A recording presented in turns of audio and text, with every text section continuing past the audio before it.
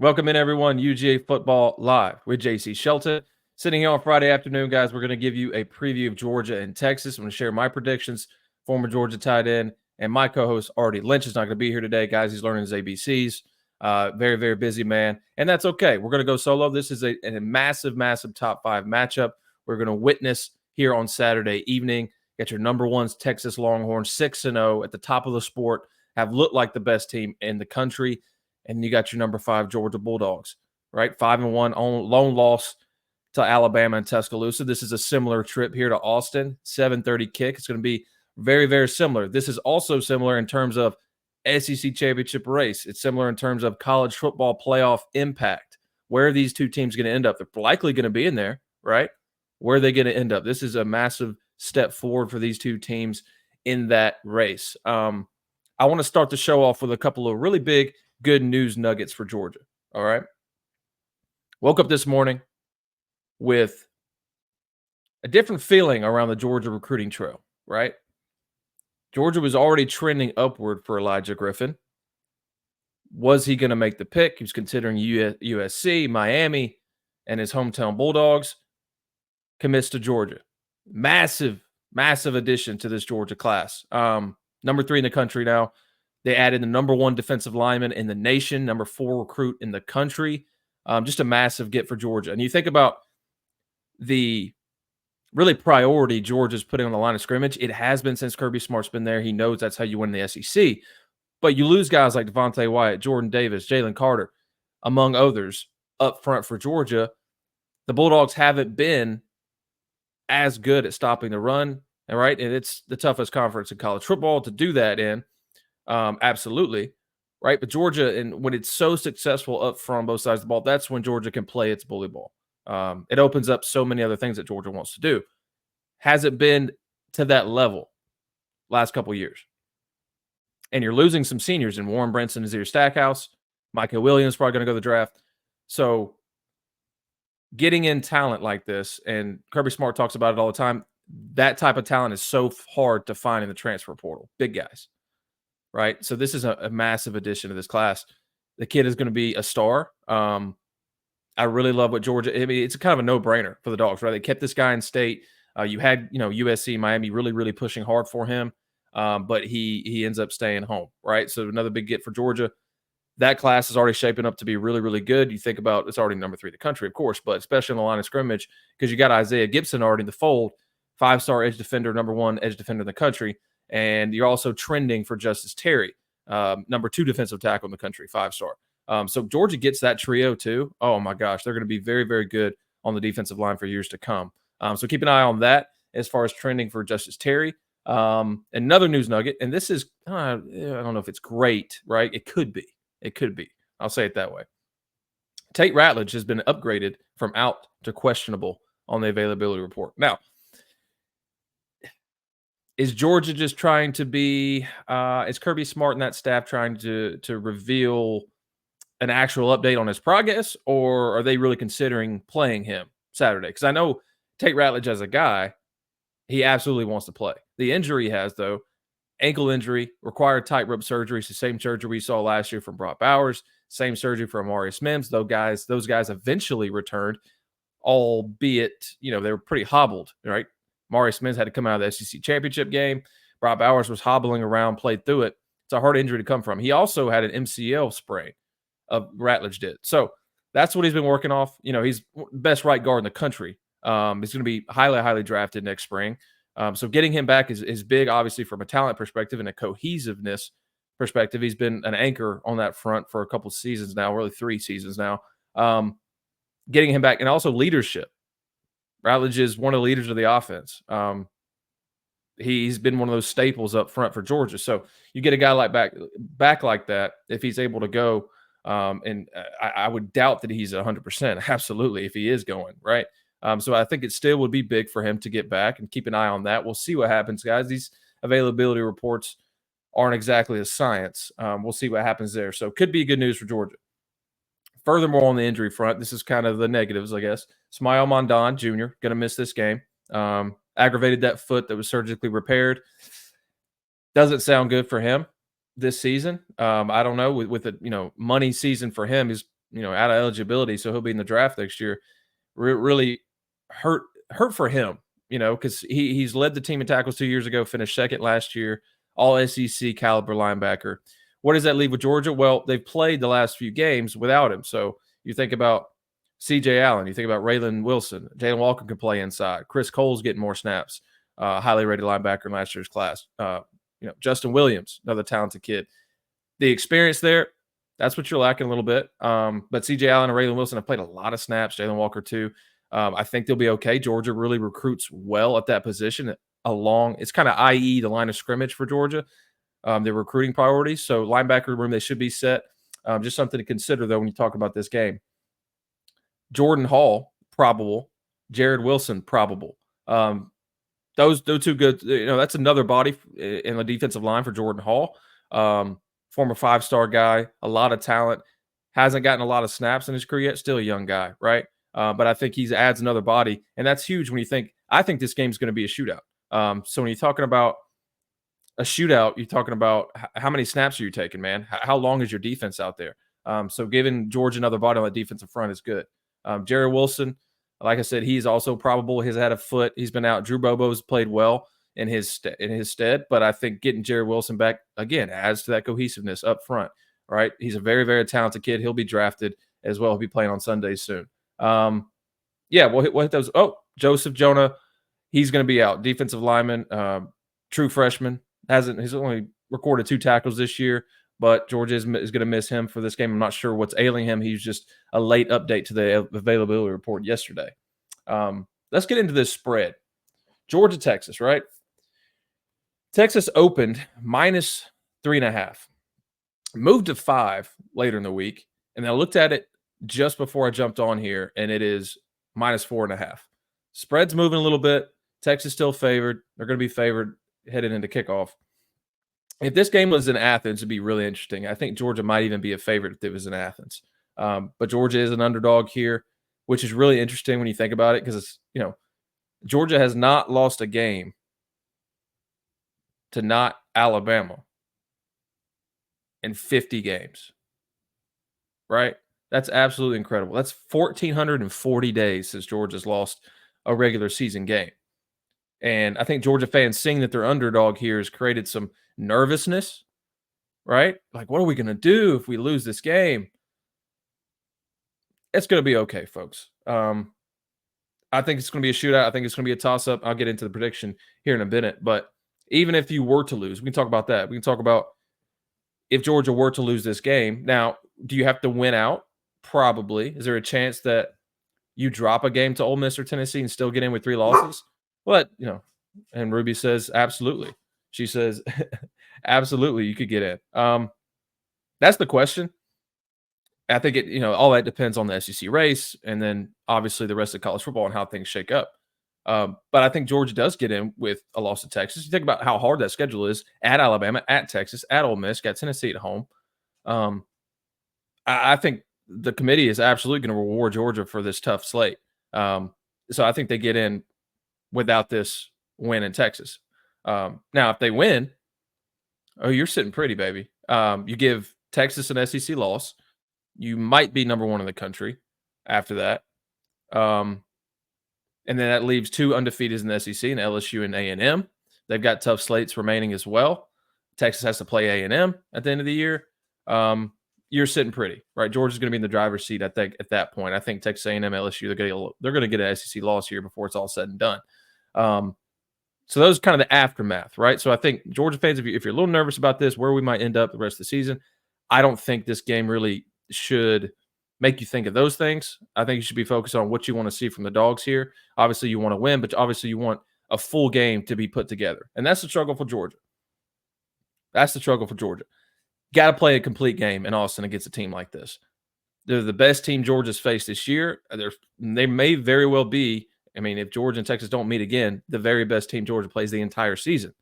And people ask, well, why? They haven't played anybody. Well, it's not exactly who you've played. It's how you've played against them for me. That's why I agree. Typically, I'm not that guy, guys. You know me. Typically, I'm like, who have you played and what have you done? But they have absolutely dominated who they've played. It's, and I think that speaks a lot to their prowess and what Steve Sarkisian has built from a line of scrimmage standpoint. We just talked about it with Elijah Griffin and talking about Georgia's recruiting class and adding a body, that defensive line, a really, really talented body. Texas has built that team as an SEC program, starting with the line of scrimmage. The offensive line is really, really good. When Arch Manning went out of that game, when Arch Manning came into the game for Quinn Ewers when he was hurt, missed 2.5 games, there wasn't a drop-off. Now, you think about, okay, well, Arch Manning's really, really talented. Okay, sure, absolutely. Ewers is too. But when you have a change in the most important position on the field, there's bound to be some rusty plays, missed execution, what have you. But that wasn't there for Texas when that happened. Also, and this is equally as important when you're thinking about, how is Texas offensive line good? They're down to their fourth running back option. They got 3 running backs out on the injury report. Came into the season, had 2 season-ending injuries headed into the year, and that running team, and they've been good on the ground. If there was one thing that we were worried about this Texas offense, it was that. It was the running back position because they lost so many bodies. But they've been stout. They've been fine. The fourth option's averaging 6.2 yards a carry. And then you think about defensively, Texas comes in the number 1 ranked defense now. And I talked about this on a radio hit yesterday. I do have more doubt about this Texas team from the defense, and I think a lot of people do. I'm not the first one to point this out whatsoever, but I think it should be noted before we get to our prediction here.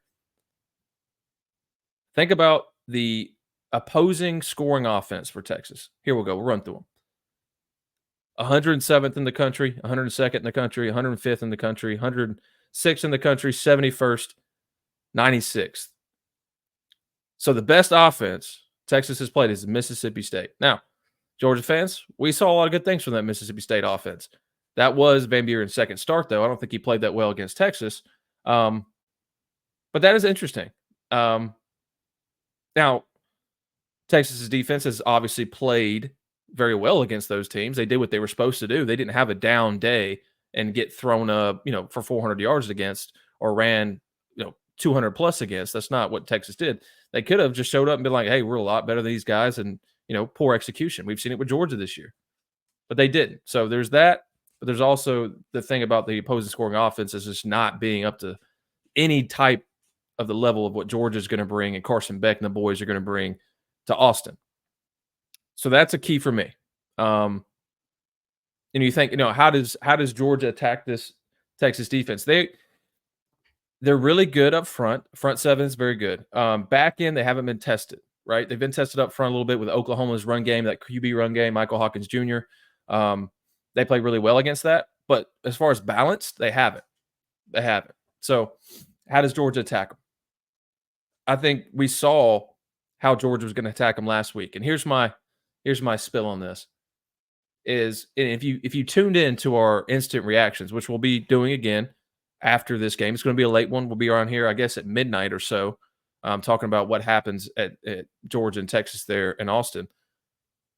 If you tuned in last week and watched that, you heard me kind of, I guess, spill about why Georgia didn't commit to the run more against Mississippi State, because that team allowed the most rush yards per carry in the SEC going into that game. So I was like, this is one of those games where establish the run, chew the clock, get your backups in when you get a lead, right? Save some snaps for Texas, right? Keep the mileage off those legs for the big guys, especially.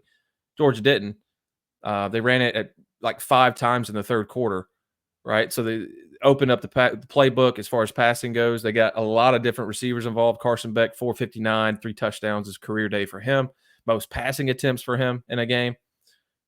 So why did Georgia do that? And I'm really convinced, and I don't know if I convinced myself or what, that Georgia did that on purpose because they had questions at receiver. They had questions in the passing game. And I think they think this game is going to be a shootout. I really do. I don't know if Georgia is confident in its secondary to go, shot for shot to really cut off Quinn Ewers in that passing offense that has an Isaiah Bond on the outside who's quick as all get out, who has a really good tight end, who has receivers like Isaiah Bond who could also make plays. So how are you going to stop that? And that Steve Sarkisian attack, which he is the best at eye candy and such. And that's what Georgia struggled with this year. You look at against Bama. Look at last week against Mississippi State. He had, two-time All-American Malachi Starks biting on run fakes and getting beat over the top. All right, you had corners, Julian Humphrey and Dalen Everett. Jonel Aguero got beat on a route as well. So I think Georgia knows that maybe in the secondary, they're not as good this year, and that's okay. That's fine because you lost 3 guys who are now starting as rookies in NFL secondaries. You're just not as good there. Now, I think we see Ellis Robinson come in and play more. I think that is going to happen as well. Maybe he plays better and gives Georgia some better man-on-man coverage when they need it. But I think Georgia's fully prepared to lose some battles deep. I think they are. So I think that's why Georgia really opened up the passing game last week. They were like, okay, if we're going to have to keep up with this Texas team, then we need to shore things up. Now, Arian Smith had a career day. I know he had another drop. Can he put everything together? Can he put a really, really good receiving day together with also that of being clutch and making the catches when Carson Beck and that offense need? Dylan Bell, good game as well. These guys are playing really well. It's from an offensive perspective, I think Georgia likes where it stands. Despite losing Branson Robinson, the running back, he'll be out for several weeks. You have the Nate Frazier, you got Trevor Etienne, Cass Jones. I think Georgia's fine in the backfield. You have Jarrison Wilson back, maybe Tate Ratledge up front. Carson Beck's feeling really good. He's throwing a great deep ball this year, guys. We saw it last year, the deep passes at times, but Carson Beck is throwing absolute dimes for the most part deep. It's more like 60-40 instead of 50-50 balls to me right now. Receivers have to make the catch, of course, and that's going to be the challenge. That's the question. They ultimately have to answer those questions on the field. Let's think about Quinn Ewers and the difference he proposes than out of Jalen Milroe, right? And because it's a big game, it's a similar offense as far as scoring potential. I think Georgia's glad that Quinn Ewers can't run like a Jalen Milroe. That QB run is absolutely pivotal to stop. They don't have to worry about that as much. Now, I say that to say that as far as the planned QB runs, but Georgia's absolutely going to have to keep Quinn Ewers in the pocket for the most part. I think that's going to be a critical thing because when he gets pressured and he gets to move out of the pocket, he absolutely dices defenses. You're looking at him right here. Look, clean pocket, 71.9 passing grade, average depth of target 5.3 yards. When pressured, 78 passing grade, 10.1 yards average depth of target. Right, so he's really good on the move, guys, especially moving to his right. You saw him tear up the Michigan defense, which had a lot of guys returning from that national championship team last year on defense. They absolutely got diced, and a lot of that was Ewers moving outside the pocket. So Georgia's going to try to show him different things, right, to mess up an experienced starter like him, to mess up his eyes a little bit. Georgia's going to do some exotic things, I fully expect. Interested to see what Georgia comes out with. As far as if they're going to give those receivers any space or really man up and try to just live and die by the deep ball, I doubt that with how Georgia's playing in the secondary. I think they want everything to be in front of them so they can make stops and maybe force a few turnovers here and there. And Ewers, he does get picked off now and then, right? So that's game. In a game like this, those things are absolutely critical, is turnovers, scoring points off of those, not allowing them, controlling the game clock. Can you run the ball? I know Georgia's probably going to pass a lot. Texas is probably going to too. When you need to run it, can you? That's another huge one. Huge one. Special teams, Georgia, one of the best in the country. Texas has a very good special teams unit as well. Haven't punted much. Right? When they do, it's good. Who's going to win that battle as far as field position? Right? And I think those are all things that, big games we talk about all the time, but absolutely important. Defensively for Texas, they haven't seen him get tested, right? It's kind of similar, right? I think Anthony Hill Jr., as far as an edge guy, a guy who can be disruptor, is really the main one for the Longhorns, right? He's got 42 stops, 4.5 sacks. They had, as a team, they had 5 sacks, two QB hurries, 11 tackles for loss against Oklahoma. So they are game wreckers. Can they do it against a balanced offense like Georgia? Carson Beck, he typically eats zones. He's throwing great deep balls this year. It's going to be their biggest test yet. That's why I don't think that this is going to be a low-scoring affair. I don't think Georgia, and you look at the numbers for Texas, and you're like, well, all things considered, they should, keep Georgia around 20 points. I don't think it's going to happen. I know they're averaging like 6 points per game allowed, and that's because the offenses they played. Georgia's going to have space to work. Um, Execution, can Georgia put on a full game? We look at Alabama, they played great in the second half. Good. That's really the best half of football Georgia's played. It's always been almost like, you play good for a couple quarters, then it's a bad one, or you start really, really bad, execution wise, dumb mistakes, drop passes, missed tackles, um, reading eye candy and getting beat over the top, things like that. And then the next quarter, you play great. So Georgia needs a full game, right? Can they do it? I think Georgia's absolutely in a good spot here to do it because they've been battle tested, baby. They've been into that Bryant Denny Stadium atmosphere and played like that in the second half. Well, everyone said it was that game was over in the first quarter. Those guys responded. That says a lot about this team as far as their makeup, the leadership, Kirby Smart and his coaching staff, and the adjustments they can make. Right, so you just have to do it. I think from first kick to that clock read zero. That's the biggest thing for Georgia is playing and executing well throughout the entire game. And I know you guys agree with me. I've seen it everywhere as far as Georgia fans. That's what they want to see is a complete game. And I think if they do put that, Georgia has a really, really good chance at winning this game. Prediction time. Let's get into it. This has been a hard one, guys. And, all week I've been thinking, what is going to happen here? Which area for Georgia is most important? Can Texas be exposed a little bit after playing a much easier slate in the early running? And the more I think about it, the more I'm convinced that this is Georgia's game right here. Now, I am in no way saying that Georgia's going to dominate this game. I don't think it's going to happen. I think it's just the reality in college football nowadays. You look at the transfer portal, NIL. Look at all these teams, guys. Like your Arkansas, like your Vanderbilt, Kentucky beating Ole Miss. It's absolute parity in college football, and that's the SEC, but that's in every conference, really. So I don't think I think we're long gone from the days of absolute domination. For the most part. Now, going to happen here and there, but I think the parity in this league, and these are going to come down to a bunch of one-score games, and that's why I think it's interesting in this one because I think this is going to be a one-score game.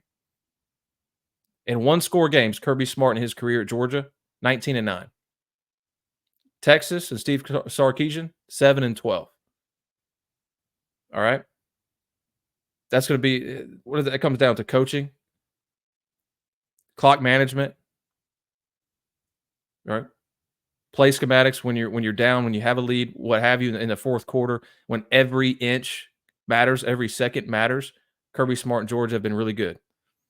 And because it's going to be a one-score game in my mind, and because I think it's going to be a shootout, I'm taking Georgia in this game, 34-31. I think a Peyton Woodring field goal wins this game for the Dogs. They move on 6-1. They move on with a huge, huge SEC win under its belt, the best win out of anybody in football this season. That's what I'm thinking. I see a lot of folks picking Texas, and that's the easy pick. They're at home and what have you. I think this just screams Georgia to me, and they're going to play like they're underdogs too. You gave Kirby Smart this Georgia team to sleeping giant a little bit, and I say sleeping because they played inconsistently this season. You've given them bulletin board material. I think they make you pay for it. That's what I'm going with, guys. It should be an absolute great game, though. Absolute great game. I'm very, very excited for this game. And also, just reiterate, even if – and I could see Texas winning this game as well in a one-score game. Anything can happen, folks. One mistake, you can lose a game. But I'll reiterate the aftermath of this. If Texas does win, Georgia fans, you have nothing to be really, really worried about, I don't think, as far as postseason contention. Now, the SEC – that will get muddled a little bit. But even if you're third in the SEC at the end of the year, you get a bye. You're probably going to be the 12. You'll get a bye. So the season is by far not over, guys, after Austin. Still plenty to go here before the postseason. I think Georgia will be in it. Now, let's move on to Pick 'em. We'll pick 'em college football Week 8 slate. Artie, he's 20-14-1 on the season. I'm 18-16-1 on the season. 2-3 week last week. Guys, the parity in college football this year is just incredible, man. Upset potential absolutely everywhere. We'll start it off this week. We'll pick 5 games. Virginia at Clemson. Virginia's good. Now, here's the thing. Virginia's good, and I think Clemson's been really, really rolling ever since that loss to Georgia. I picked them to win the ACC. I picked them before and after that game against Georgia. I think they're far and away better than Miami right now as far as a complete team. Miami's defense allows way too many yards and points. It's that simple. I like Virginia though, right? It's a noon kickoff in Death Valley. Clemson's kind of been sleepwalking, at least opponent wise, but this is a formidable ACC opponent in Virginia. Virginia would love to pull an upset here. This might be the game of the year for them. So give me Virginia to cover the 20, right? That's just a lot of points. Nebraska at Indiana. 6.5 Indiana's good. Indiana won, 5 games last year? 4 games? And Kirk Cignetti has just ignited that team. Nebraska, Dylan Raiola, Georgia fans' favorite. He's coming into Indiana. That's also a noon kick. I like Nebraska to keep this one close. Good defense at Nebraska. Raiola, he's a true freshman, makes some plays here and then. Sometimes he doesn't. I think Nebraska does enough defensively to keep this game within 1 score. Give me Nebraska. Michigan at Illinois. Michigan getting 3.5 points here at Illinois. The Fighting Brett Bielema's, the Fighting Illini. Michigan's just horrible, right? They made another quarterback move. I don't know if it's going to pan out. Decent defense. Illinois, balanced team. Defense, run game. You know how Brett Bielema operates. The thing I don't get is Michigan being ranked first, but also getting 3.5 points here at a good Illinois team. Give me Illinois, home dog, absolutely. Alabama, this is a big game. Alabama at Tennessee both have 1 loss in the conference. I think the loser here doesn't look good for SEC contention, and also the playoff. I think that win for Alabama against Georgia will be absolutely pivotal for them at the end of the season when it comes to playoff time. Tennessee, if they drop another one and then they have to play Georgia in Athens later, that season as far as the playoff, those hopes might be just squashed here in Neyland Stadium. Alabama's getting 3 points here. It's a tough game, guys. I just think Alabama offensively is just so hard to stop. Even if it gets into a shootout type, which I don't think this game will be, right? Because Tennessee's offense has struggled so much, right? But if they can find any success, it might be against this very, very young Alabama secondary that's been beaten a lot over the last few weeks. I like Alabama here. I do. Jalen Milroe is so tough to stop. I think Nico needs another year. He needs another year, right? He's seeing some ghosts at times. He's had a problem protecting the football in the SEC. Those yards and points have not come easy against SEC opponents for him. Give me Bama. LSU, last game. LSU -2.5 at Arkansas. This is a tough one too, because you got LSU team who played decent against Ole Miss. I know they got the win, but Ole Miss shot themselves in the foot all night. They got the win in OT. I love Garrett Nussmeier. He was making NFL throws all night. At an Arkansas team who's already played upset to Tennessee. It's a tough place to play, as Tennessee found out. Very, very exciting team. Probably one of the most entertaining teams in college football. Fighting Sam Pittman's. Got Petrino on offense. Be a tough game for LSU. And I'm really leaning Arkansas here to pull an upset. I don't know why. It's a rivalry game. These guys are going to be absolutely up to play in this game. Something screams upset to me, so I'm going to go with Arkansas outright to beat LSU. And that's the show, folks. That is the show. We'll be right back here on Instant Reactions after Georgia takes on Texas. Make sure to check us out, UJ Football Live on Twitter, Instagram. You can watch us there or on Facebook, YouTube, Pulse Sports Network. And we'll be, like I said, right back. Join us if you can. I know it's going to be a late one, but we'll digest everything that we witnessed there in Austin after Georgia takes on Texas. Hopefully a win for your dogs, but we'll find out. It should be a great game. Until next time, y'all take care.